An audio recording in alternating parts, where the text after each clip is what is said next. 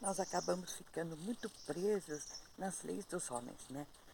Nas leis, eles mostram, assim, diria, nossas falhas, nossos pecados e criam normas para que a gente possa desfazer esses pecados. Normas materiais, práticas, externas, que podem às vezes não ressoar internamente dentro de nós, né? Porque nós vemos tudo muito superficial e limitadamente. E nos prendemos a essa visão, sem enxergar aquilo que realmente nós precisaríamos enxergar. Mas a ação de Deus, ela não está submetida à ação dos homens. Eu diria até que a ação de Deus é contrária à lei dos homens. Então, por isso que a gente se pergunta por que Deus permite que ocorram tantas injustiças, tanto mal se proliferando, tantas pessoas que estão sendo submetidas à ação dos homens maus, no nosso conceito, né? Tantas dificuldades para alcançarmos os nossos objetivos. É que enxergamos assim porque nós só vemos com os nossos olhos físicos, nossos sentidos materiais e não espirituais. É, acredito que por trás de uma aparente injustiça, né, existe um grande equilíbrio para aquele que está sendo injustiçado. E ele injustiçado não é porque ele é pecador, é porque é um castigo para ele. É para que ele possa voltar ao ponto de equilíbrio. Então, quando ele não atingir esse ponto de equilíbrio, então a injustiça continua a permanecer. Quando ele atingiu esse ponto de equilíbrio, parece que imediata e inesperadamente essa injustiça ela deixa de se manifestar. Então, eu diria assim, eu tive um exemplo, né? Eu sempre cito esse exemplo porque esse foi um marco para o entendimento disso. Tinha um rapaz que sempre roubava aqui no sítio.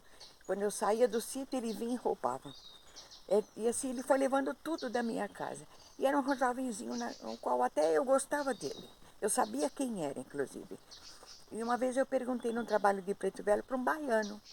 Então ele só disse, ó, se está dentro do seu merecimento e dentro do merecimento dele que está te roubando, eu não posso fazer nada. Mas quando não estiver mais dentro do seu merecimento, ele não pode mais te roubar. Aquilo foi exatamente isso, né? As coisas acontecem porque eu precisava chegar num ponto de equilíbrio interno, não era um castigo. Eu precisava haver um equilíbrio em algumas coisas dentro de mim mesmo e que estavam desequilibradas.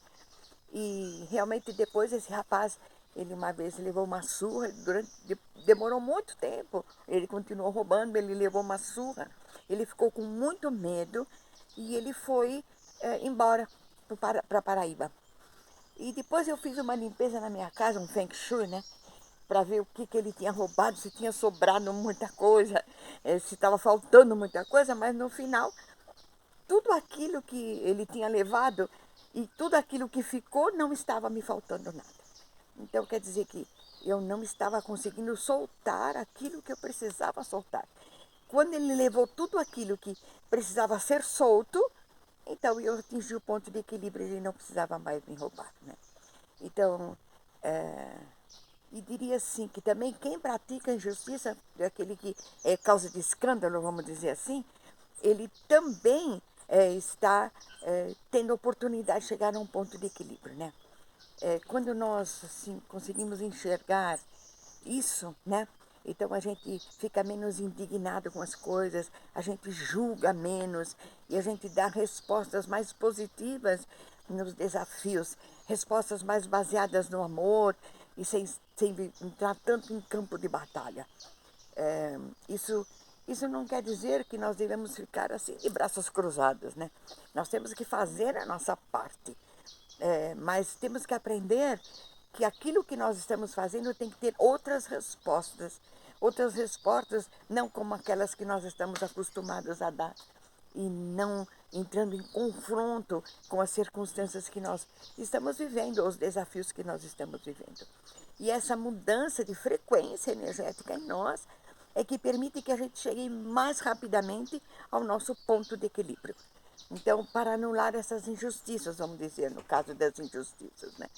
Então, a nossa visão, ela às vezes é muito estreita e muito limitada, porque eu diria que a gente tem medo, né? E o medo, medo do desconhecido, medo tolhe os nossos passos. Então, e diria assim que quando a gente tem muito medo, nós não conseguimos compreender em profundidade o que é o amor.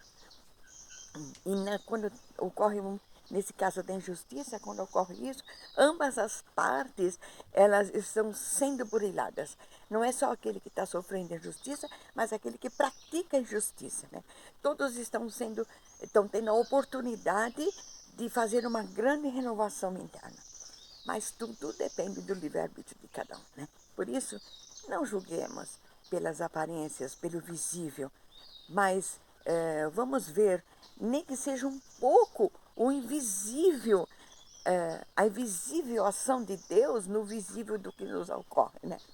É, mesmo que seja, que possa nos revoltar, possa nos ferir, possa nos fazer sofrer, esteja nos burilando, né?